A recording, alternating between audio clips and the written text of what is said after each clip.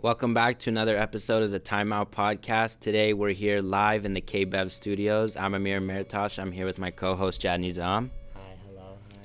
So today we're back to discuss the NFL draft. It was a very exciting night. A lot of surprises, a lot of things that were expected, but an overall great night. So let's just get into it straight from here. The first player we want to talk about is Justin Fields. He was one of the more unexpected picks to the team that he went to. He was drafted number 11 overall by the Chicago Bears after a trade with the Giants. I'll let you talk about that. He slipped like way more down than he should have. He should have gone way earlier. I actually thought the Broncos should have taken him, but it looks like they have hopes to get Aaron Rodgers, which I don't see happening.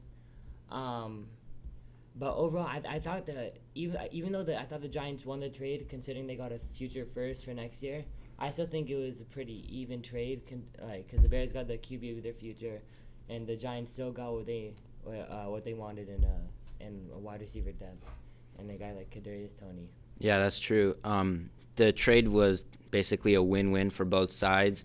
I was very surprised, as many people were, that the Broncos passed on Justin Fields at number 9 and took Patrick Surtain, the corner, and not addressing their shaky quarterback situation. But because of that decision, Chicago saw their chance at number 11, traded up with the Giants, and got their quarterback of the future. I think Fields is the second best quarterback in the draft, in my opinion. It's bold, but he has the highest ceiling, the most potential out of all these quarterbacks other than Trevor Lawrence. I have him ranked at 3. I think Zach Wilson's better than him by far. He has is arm talent on him. Yeah, but still. And Zach Wilson also fit the Jets way better than. But I thought the 49ers should have taken Fields over Lance, but I guess Yeah, we'll that's see. true. He goes into a situation with solid weapons Very in good situation. Allen Robinson, Darnell Mooney. They have a great offense with their running backs, Tariq Cohen, David Montgomery. They're going to need to beef up that O-line to help Fields throughout his career, but they have a young and promising offense. So the next player we're going to talk about is Jad's pick for the sleeper of the draft, Jeremiah Owusu-Koramoah, pick number 52 overall to the Cleveland Browns, linebacker out of Notre Dame. I'll let you take that. I actually thought he was the second best linebacker in the draft. I don't know how he fell this far, especially like with the Cardinals and stuff taking Zavin Collins or whatever. I thought that was a very poor pick, and they addressed the wrong things. But anyways, I thought the Browns got a literal steal, because the only reason he fell back was because of health issues. But I think we're going to see the same guy we saw on the college field as in the NFL, and I think he's going to help out that defense a lot. Very underrated pick. Yeah, I agree. He fell because of a minor heart issue that was resolved before the draft, but still, teams, when they're trying to pick their players of the future, a lot of them go conservative and don't want to take the risky pick, the high risk, high reward. They go with the moderate pick. You get a solid player, not really superstar potential, like Jad said, Zavin Collins to the Cardinals at number 16. I agree. This was a great pick for the Browns. Their linebackers, Malcolm Smith, Sione Takitaki, they're kind of old, so they get to bolster up their linebacker core. So, yeah, that's a great pick for them.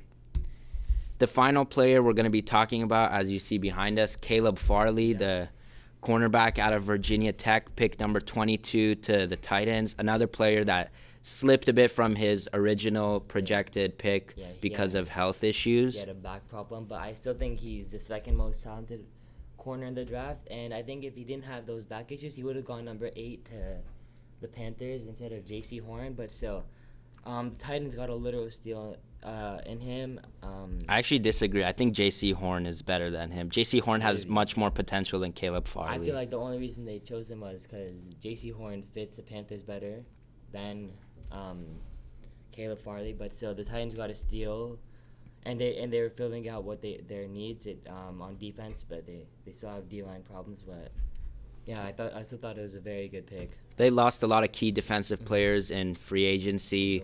Adoree Jackson. There were some cap casualties that they had to cut. Yeah. Like Malcolm Butler ended up going to Arizona. Kenny Vaccaro ended up getting cut because of cap problems. So I just think that, I just think that this was a great pick for them. Even though he slipped a bit, he was still the best player at that spot that the Titans were sitting, number 22. They didn't have to trade up to get the player they wanted. They could have wanted Patrick Surtain or J.C. Horn, but they still settled for a very, very solid cornerback. Very talented. Yeah. Lots of potential. In Caleb Farley at number 22. So as a Texans fan, I'm going to be scared to play him twice a year. Yeah, and that's going to be tough. But Texans, you won't have to worry about winning for a while. But yeah, that's pretty much it for our NFL draft episode. Yeah.